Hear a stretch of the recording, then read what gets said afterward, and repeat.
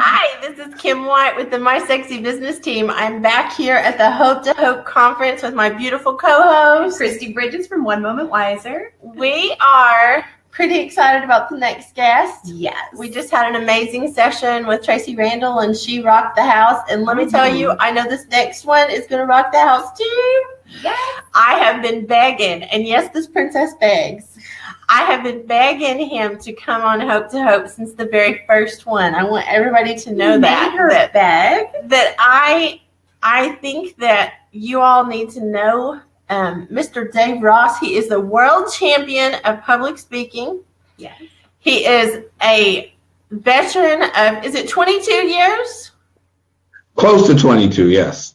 Wow. He is Air Force. He is amazing sauce.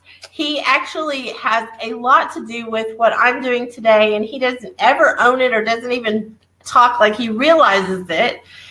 And he has a jazz radio station now, currently, and he is doing consulting for businesses who need better communication, better leadership, and he'll explain more because I always mess it up. I'm just saying. Welcome, Dave Ross, to the Hope to Hope conference. Well, thank you very much. It's so good to be here. You know, I tease you all the time that you're my hero, and you just kind of like blow me off whenever I say that, but it's true. We were in Toastmasters together. I was there because I couldn't speak. He was there because he was a phenomenal speaker.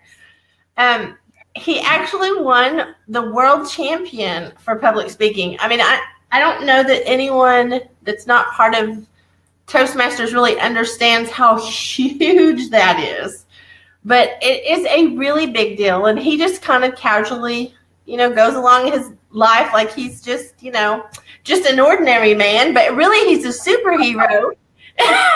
And nobody really knows that. Well, he's a superhero who actually is humble enough to give of his time to some unknown person like me back when I was going to start my 1 Minute Wiser videos.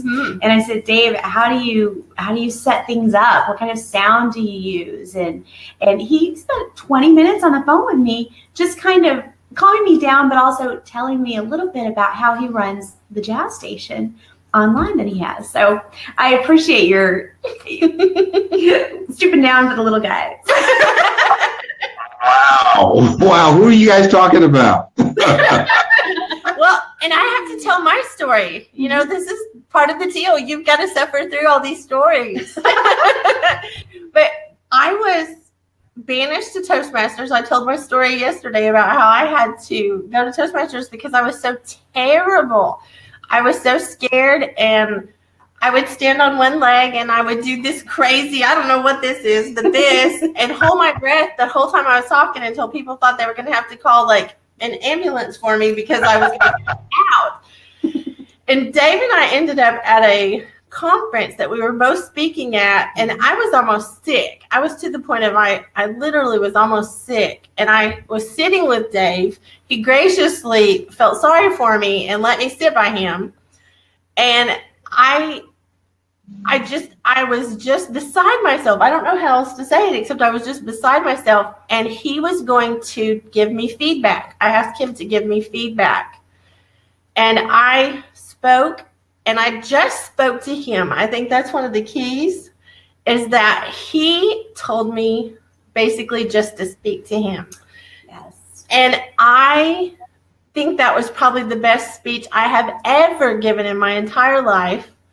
And I think it's you. I think you were the superpower behind that, because you just... He absorbs that tension. Yes. So I am so proud to know you, and proud that you are my hero. You help me more than you will ever know. And I do what I do now, and you should take credit. Awesome. Now, Dave, but seriously, I think that one of the things I enjoy these days a lot about Toastmasters is watching people grow and develop and speak and communicate. in ways that they never thought they ever would when they first started. It is so exciting to see people do that. But the important thing to remember is that it was not me, it was we who helped others develop. We in Toastmasters. And you, when you got up there, nobody else did it. It was you. When you put it together, it was you.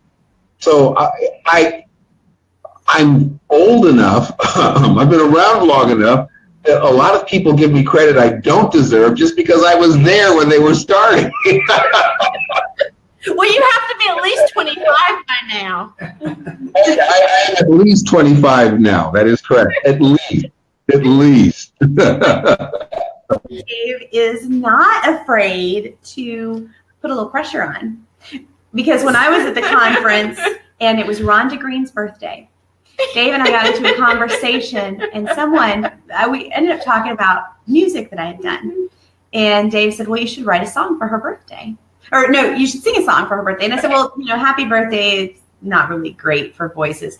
And he said, well, then you should write one. And so he actually sat there and gave me time to start thinking of it and came back around and listened to it before I actually did it. But, you're not afraid to put that little bit of pressure on in an area where, or I guess in a way that makes things feel possible. Instead of going, oh, no, I couldn't do that. You were like, well, you should do this. And it sounded like, oh, well, I could do this. Okay. Well, I think we all need someone in our home court, someone who's cheering for us, who believes in us. And one of the things that I think is a secret sauce for success is when an individual or a group of people have people cheering for, believing in you, sometimes believing beyond your own belief. For instance, like that song, I knew you could do it. And you probably thought, no. And then you said, well, he's not too crazy. He might be right. So, and you saw that in yourself. And we all of us, every one of us need people on our team, people to cheer. And I think learning how to cheer for others is as important as having someone cheer for you. So if you can find a way to give of yourself, to believe in people beyond maybe what they see, but you can see that, then that's really valuable. That's something. Very true. Okay, we could just end the interview there. If people could just get a hold of that, we could just go home. But I'm not ready today. Yeah, we're not ready. We're not ready. You're my hero and you have to stay. But I'm just saying that is powerful. When we really start cheering for other people, then they start doing the things. They come up to what you're believing in them. And I feel like that's what you did for me and Kristi, that you believed in us when we didn't really believe, and there weren't really signs of me. Now, Kristi had a lot of things going for her, but there weren't really signs for me that I was going to make it.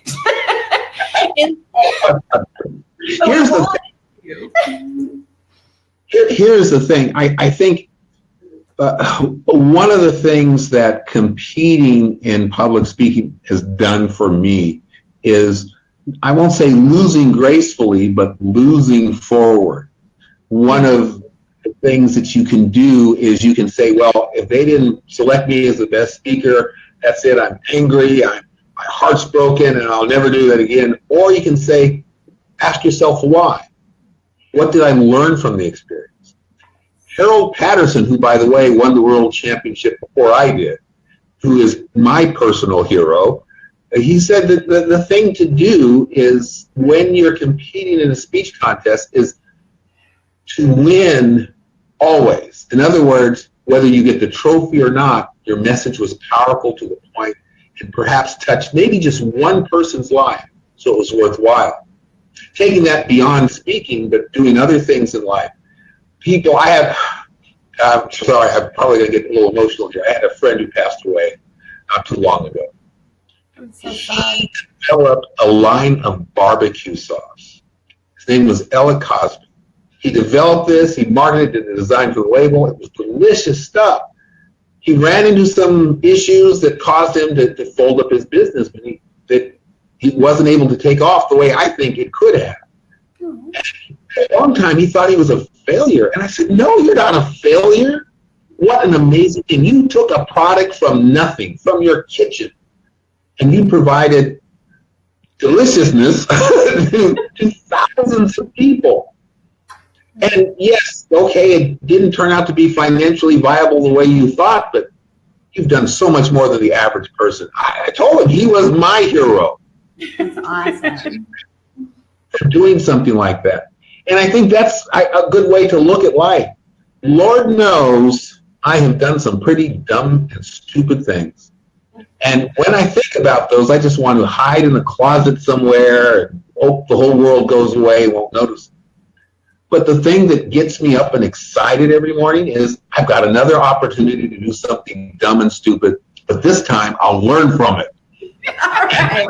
And I think that's it. It pulls that fear away and gives you that momentum to go forward.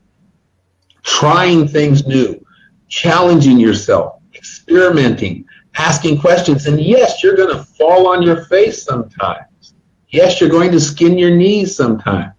But you'll get right back up and do it again. All you have to do is go to a playground and watch kids play. They fall on their knees, they skin their knees, tear up their clothes, and they just say, well, I fell off the monkey bars, that's it, I'm done with the monkey bars. They come right back and they do it again. And that's what we have to remember and hold on to. I think giving that hope where sometimes it doesn't seem obvious is the most powerful thing you can do, and perhaps the greatest secret sauce to success. Never giving up and just coming back, learning and growing. Absolutely. You're so awesome. Oh, yeah. I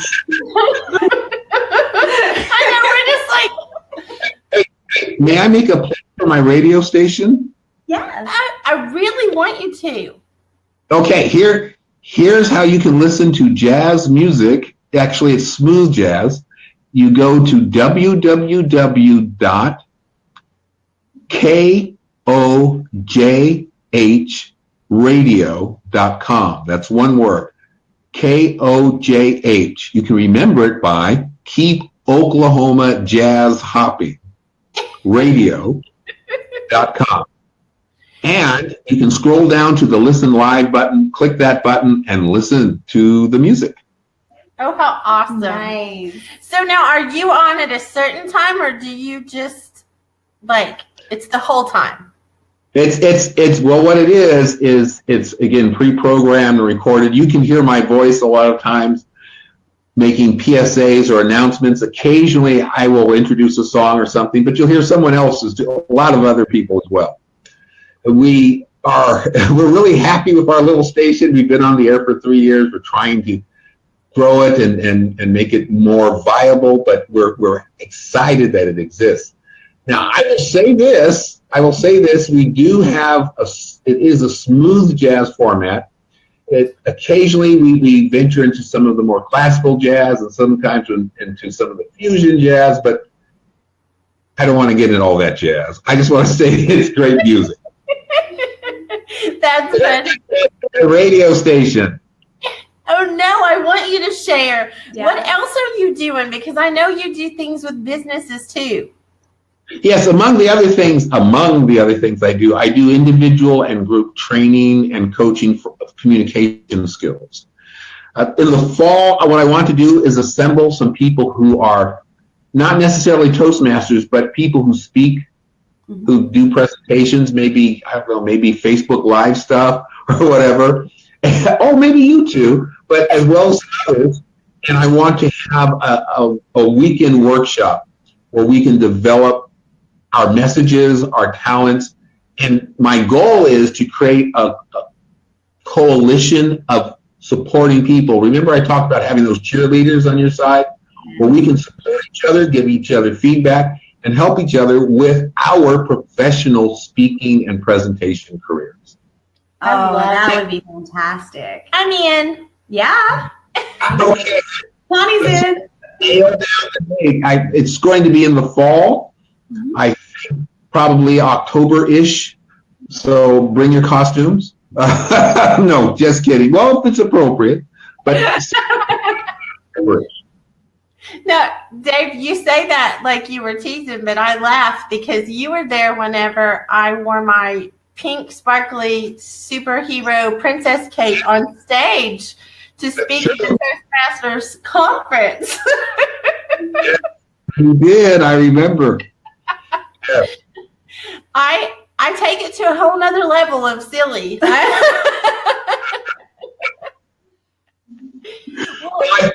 I think that shows a great deal of courage, lack of inhibition, ability to step outside. In fact, you jumped way outside of the comfort zone. So I think that's awesome. When I was a kid, it's funny because my brother and sister and I all went through these phases at, 10 years apart because we're so different in ages. But when we were kids, each of us, we're just a little unusual, and every kid I think goes through that period where they don't feel like they fit in. And yes. We all went through that period. And since we are a little unusual, we probably didn't. But my mom is so creative. And when I was in high school, or middle school and high school, Madonna and Cyndi Lauper came out, and I started dressing just over the top wild. And my mom encouraged it because something about not trying to fit expectations, yes. breaking them completely, helped me get confidence in myself. And it did the same thing for my brother. Now, Madonna was still around and he liked her, but he wasn't going to dress like her. But, he went all with the tie-dye and stuff. But each of us had some kind of really wildly creative response to those feelings of insecurity. And I think the costumes, especially on a stage where you're feeling like everybody is staring at you, because that's what they're supposed to do. What they're doing. That's a great idea. Well, go ahead. No, I was going to just say that, again, when I was a young man, a teenager, I went through that phase where, I'm not, don't fit in, I'm not cool. And I said, well, good. I don't care. In fact, I got to the point where if everybody did one thing, I would intentionally do another. I remember once I said something, I was talking, and I said that was bad, meaning it was good. And somebody said, oh, we don't say that anymore. I said, you don't? I said, oh, good, because I will. That makes me different. I couldn't understand why I didn't feel bad because I didn't fit in. I didn't care. Yeah, that's important. Yes, it is a great antidote to peer pressure. Yes. I'm one of the few people who actually remembers the 60s. So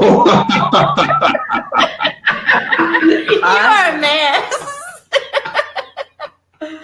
Okay, I have to ask you, can you give, because we have a lot of people that follow us that are authors and speakers. They might not be speaking on big stages, but they do, they're aspiring to. Okay.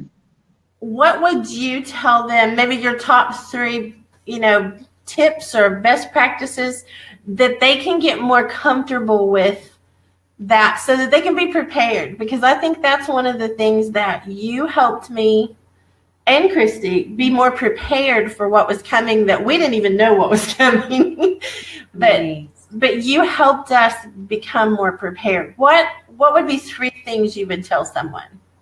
Okay, number 1 would be find a Toastmasters group that you fit in with that will help you. Yes. That is number 1. The neat thing is this is a workshop where Toastmasters, where you're safe place to fail. Sometimes you have a tremendous speech, sometimes not. But find a good group that works with you, that you feel that you fit in. And that's the thing. Not all Toastmaster groups are the same. Again, some of them are maybe too professional for you. Some of them are not professional enough for you. Some of them are laugh too much or laugh too little. Whatever it is, find that group that you fit in and pay attention not only to what feedback you get, but what feedback would you give another speaker, and what can you take from someone else? That's number 1. Number 2 is, here it comes, be fearless. Try things. Okay, yeah, you can't be fearless, but realize that stage fright, or whatever you call it, is really energy that you can channel. And just step out there. Just try it. And what's the worst that's going to happen? Honest to goodness, no one, not a single person that I know of this week has been swallowed by the ground when they started to speak. You will grow from the experience no matter which way it goes. The third thing is find your home team. Who are the people who are going to cheer for you and be on your side no matter what? Now, they may not necessarily give you the best feedback for your presentation, but they're people who believe in you. And if you can find those people, they're great. When I went for the World Championship, my number one cheerleader was my son. And I would practice my speech in front of him to get his feedback. And he'd say, "That's great, Dad." Now, here's the problem, though, when it's your young son. Occasionally, I might have to correct him or something's going on, and he spits back some of my speech back at me. So, listen. So those are my 3 tips. That's awesome. That is absolutely awesome. And then, you know, coming from the world champion of public speaking, that's pretty powerful tips. Yes. You know, and I, if I may add an observation that you may not even realize you do, but one of the reasons that Dave is so polished and also so calming to others and draws that attention in is because he stays relatively still. Dave, your movements are fluid and purposeful, but, you know, like Kim with the this, oh yeah, and like me just bouncing all over the place. Sometimes we need to simmer it down a little bit. I know that reminds me of the old NPR episode, but I mean, sometimes we need to just, you know, lower the key a little bit so that we can be a focal point for people and we don't make people feel jittery as we're presenting. Yeah, connecting with your audience is one of the biggest challenges to learn to do to a masterful level. And by that, I mean when you can actually feel the audience. Now, as a music performer, let me ask you this question. Have you ever stepped out in front of the audience and known that it was going to be a good experience? Every time. I just get high thinking about it. It's always good. And know that you can connect with the people in the audience. They will get your music and really enjoy it. I believe if you put me in front of an audience with decent musicians, and I have been blessed with some amazing musicians, that even if people aren't paying attention to us right away, they will be. Yes. And see, that's connecting, drawing the audience in. Yes. The challenge is knowing that you can do that with the spoken word as well. That's true. We all sing songs or listen to songs, so we think that's pretty easy. And entertainers go along. But speakers have to understand that they have that magic too. And even more so because they can, when that real alchemy occurs, you can connect on a level above and beyond what anybody can do with a song. Well, I'd say most people, you, of course, it's easy for you, but other people, average people, can never do with their musical talent. Regular princesses. There's a realism that comes with being a speaker. When you're a musician, you can connect with them, and some of your lines might go through their heads again and again, but there's still a separation. You're two separate people. When you're a speaker, you're actually their friend, and you're sharing things from your heart and making them want to share from their hearts. And there's a deeper connection that I think just transcends that state. And when you're an impromptu speaker, you're better at finding words than I seem to be sometimes.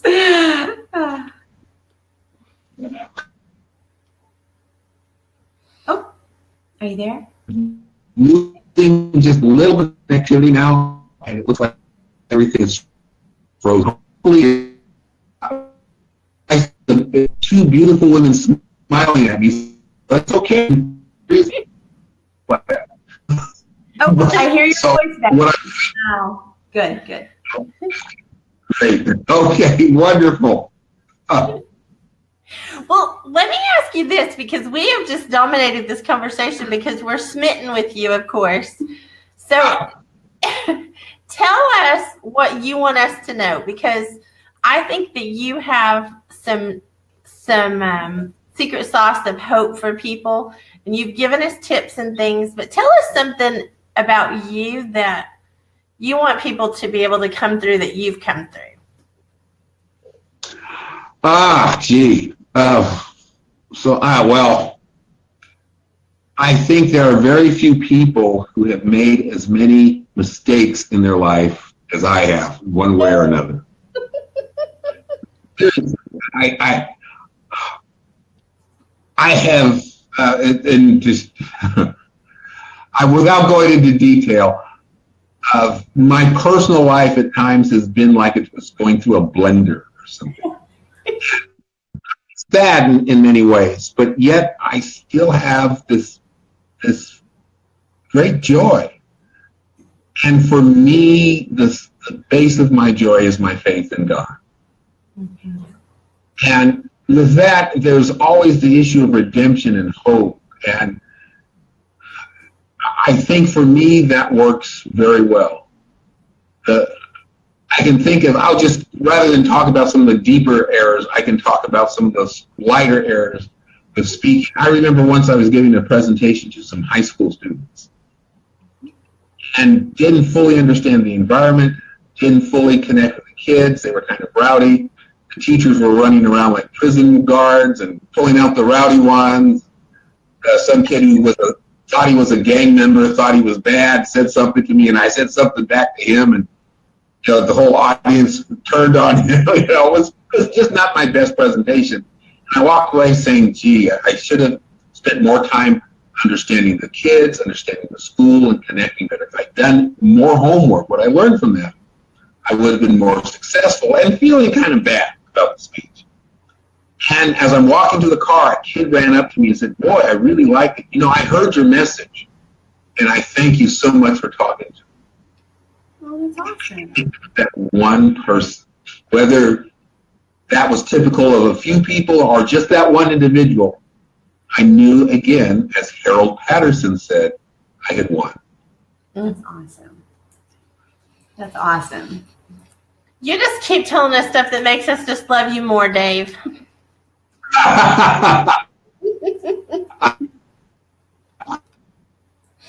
So tell us about the beginning of Dave Ross. Beginning? Like, before you won world champion of public speaking. I love that picture that it's frozen on. I know. We're frozen on you laughing, and I want to keep that picture forever. We want to keep it. Well, this is great. Oh, almost got you again. There you are. We just keep going. That's right. Technology is great when it works, isn't it? Yes, when it works. Boy, it's come a long way. So we were thinking this morning, as frustrating as it is, we're really grateful it exists. Yes. Because we have had some people from all over the country this week that are being able to be part of this, where in their schedules it wouldn't have worked. Mm-hmm. And yes. People who might not have made it to sit in a theater watching the conference are replaying the videos and sharing them with other people who are replaying the videos. And that kind of power is, even when it's technologically glitchy, is so, it's just such a matter for gratitude, right? Yes. Just think, people, friends of friends or viewers of friends of viewers or viewers will see what you two have done and be changed. That's awesome. That is really awesome. Yeah, that's our hope. That's like what we want, is we want to be able to spread the possibilities, because the truth is we don't know what we're capable of. I think everyone has a wrong sense of self, and what God can do in us. Yeah. And I think you are I don't know, you just have a gift. I think that's one of the things that you still just make me in awe, because you have a gift of believing in people and seeing things beyond what they see, and seeing, how things can be, and then translating that to us in confidence. Like, yes, you know what I'm talking about. I do. You actually help people believe those things instead of just telling them something is possible. I don't know, your manner helps them actually receive that. So who did that for you? A number of people. I've been blessed with a supportive family. Mm-hmm. My teachers from middle school on even elementary school, have been wonderful. I want to mention my high school speech and debate coach, Narita Skelton. When I knew her, she was Narita Coulter. She was a kind of a new teacher, unmarried, and she spent a lot of time with her team, her speech and debate team. And years later, for some reason, I said, I need to find her and thank her for everything she's done, because she really is, to a large part, responsible for me being here. Fantastic. I found out that she had passed away from cancer. Oh. But her husband established a foundation, and they gave scholarships to students who were studying speech and debate. I connected with one of those students on LinkedIn and told that student that I was one of Mrs. Skelton's students, and wanted to let that person know that I'm very proud of the fact that she has been a recipient of a scholarship in this woman's name, because she was a remarkable woman, and just said, I hope you do remarkable things too. So I think in some sense she felt that I thanked her for everything. That is awesome. Oh, what a, you just reach out to a stranger and go, hey, I'm going to encourage you today. I love that. Well, it made me feel good too, because I felt so bad I hadn't thanked her appropriately in the past. So cool. Well, I think you sharing that you think you've made a lot of mistakes, and then that you're still going and you're still doing and you're still being a blessing. I think really, if you took and summed up this whole conference, that's the conference, is we all have things we go through, whether we inflict it on ourselves, which I do, or they've been inflicted on us. Getting up and showing up. Keep showing up. And you are definitely, someone who shows up and does, does bless other people all around you.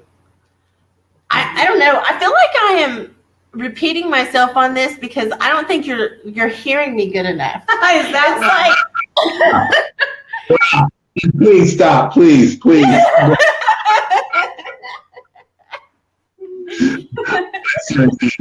Kind of embarrassing, but I really appreciate it, because I thank you. That's very nice of you. Very nice. So are you much in your success in reaching and helping others, then I feel very blessed. Well, and I'll say a little something about fangirl over here. Is I am blessed because of what Toastmasters did in Kim's life, because that's where I first met her. And when I met her a year or 2 years later, and where she began changing my life. And so, when we talked to Rhonda yesterday, and she told some of the stories that they had, how Rhonda had helped her and how you've helped her. It truly is just, the little things that we do. We join Toastmasters to improve ourselves, right? But in the process, we have an impact on other people. Mm-hmm. And so the little things we do, even if they start out being self-seeking, we keep going after we've gotten our part, or maybe we keep going to attain higher levels for ourselves, but we start looking at the others around us. After the initial all about me phase, we look at the others around us and we support them. And I love that Toastmasters just kind of makes you, the first meeting, you're giving feedback to other people, even if you don't know what feedback looks like yet. You're instantly required to not just focus on yourself. And So because of the supportive environment, the girl has, dude, I mean, she's made an impact, and she's definitely made an impact on me too. So that's a little bit behind the googly, appreciation, which I think you fully deserve, Dave. Well, thank you for saying that. Thank you very much. Well, yesterday we impacted several thousand people online that we know about. Like it's still going out, and I think the last conference we actually went over 100,000. Wow. Views. So I mean, to start something and have so much technical difficulty and have to push, and we actually had to cancel one conference because the internet went out because of a storm, and I mean we've had like things go on, but the fact that there's that many people showing up tells me that we do need hope. Yeah. We need what we offer each other. We need that to rise together. And Gary Foote, again, I'm going to quote him because it just amazes me that I never knew this quote, but that when the water rises, all the boats rise. Yes. And I think you're a great example of turning on the spigot, because you help so many people to rise, and it helps all of us. It does help all of us. Oh, go ahead. No, I was just wondering how we can serve you. Yeah. Like, what can we do to serve you on this conference today? Because you have been such a blessing to us. And you're still blessing other people. Yes. So how can I will give you my bank account where you can make deposits. You are a hot mess.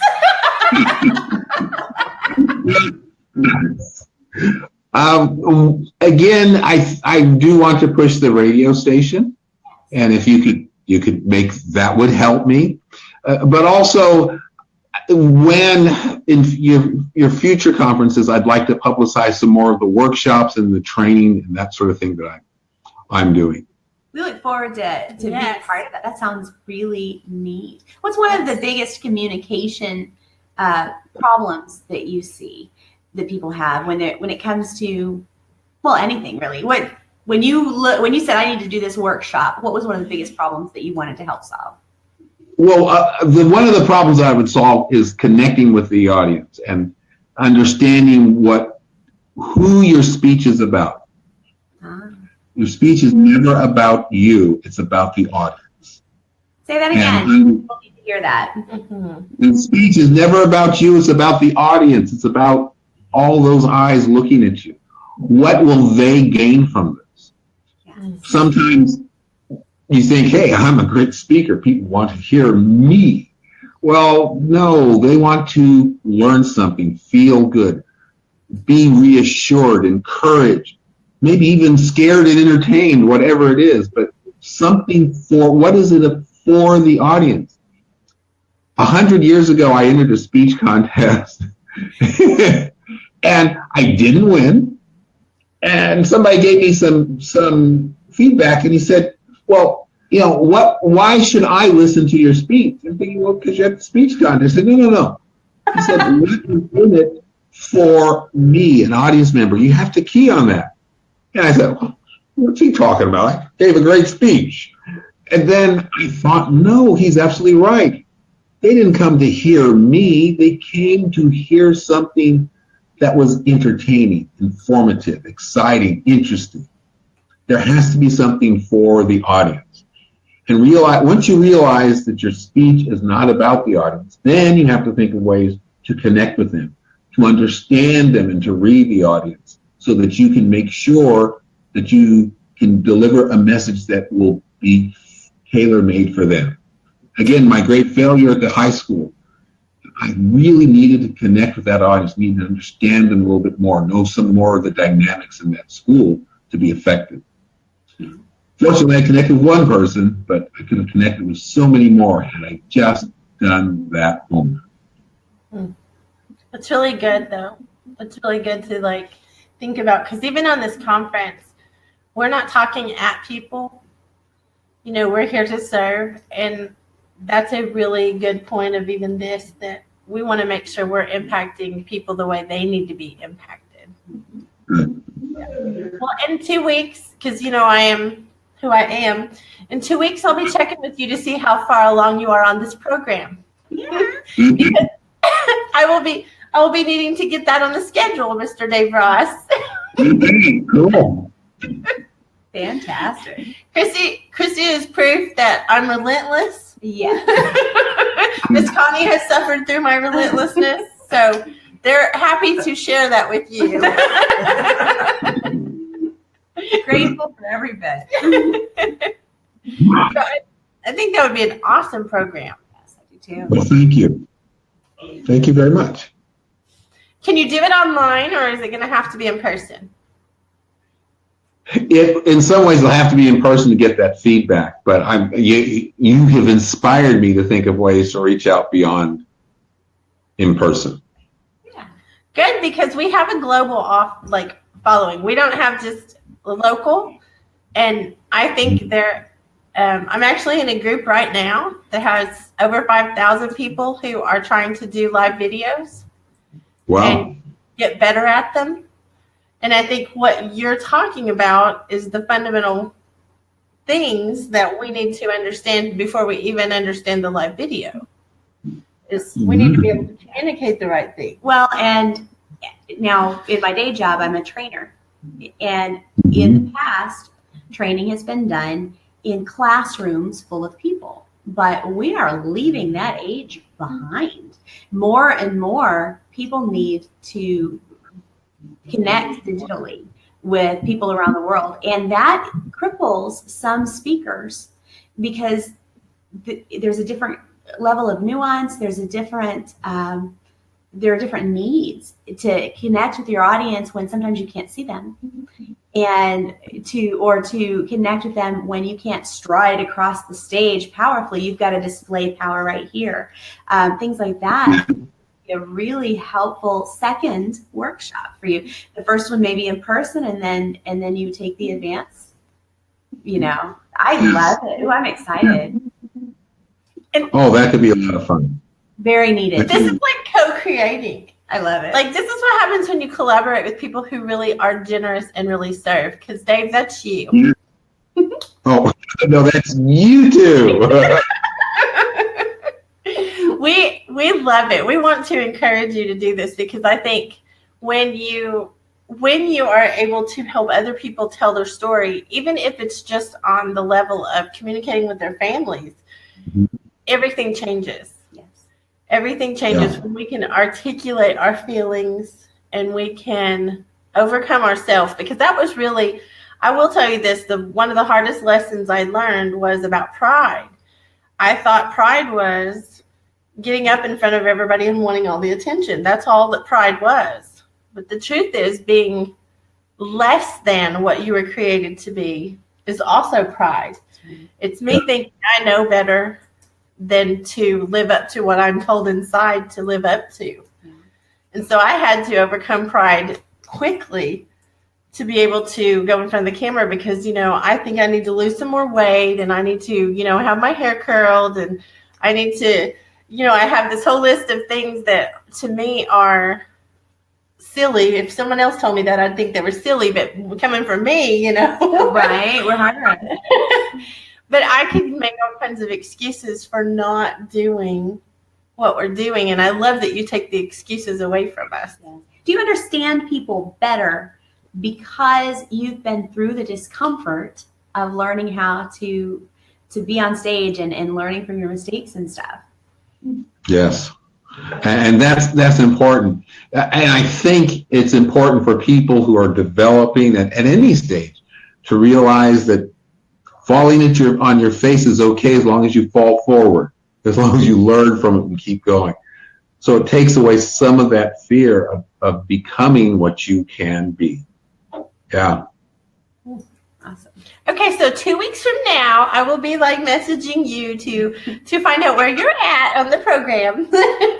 So before that, we'll probably have to exchange communication. I want to learn all of your mistakes in doing this format, So I had to make new ones. Yes. Oh my goodness. You don't have that much time in 2 weeks. 2 weeks is not near long enough. Well, Dave, thank you so much. And thank you. I think we might be interrupting you. We're frozen again. We're frozen again. We're having a technical difficulty again. If we're talking over you, I'm so sorry because we can't tell if anything's happening or not. But we do want to make sure that you hear us say thank you. We thank you for being our heroes in our lives, in our businesses, and just being a great influence, a great influencer. So we thank you. And everybody that's listening, if you want to get connected to Dave Ross, send us a message. We'll get you connected. Go listen to his radio station. You can connect there. And it's I put it in the comments. Oh, okay. Yeah. It's in the comments. It's in the comments. So please go and listen and KJRO. Support Dave. He's incredible. He really is my hero. You can see why. And you can see why. He's done a lot to help a lot of people. So thank you so much for coming to the Hope to Hope conference. Thank you for joining us. Thank you for listening to our silliness and all the stories from our awesome guests. And I just hope you will come back for the next session. The next session is going to be another powerful session. I'm in awe of who we know. We've got some amazing people. We've got some amazing people. I'm on the edge of my seat. So come back. The next session will be at noon Central Time, 1 o'clock Eastern, 10 o'clock Vegas time. Yeah, we're like, this is a princess problem. I have so much trouble with this time zone thing. But noon Central Time, that I know. And love you guys. This is Kim White with the My Sexy Business team. And Kristi Bridges with One Moment Wiser. And we're signing off at the Hope to Hope conference. See you in just a little bit. All right.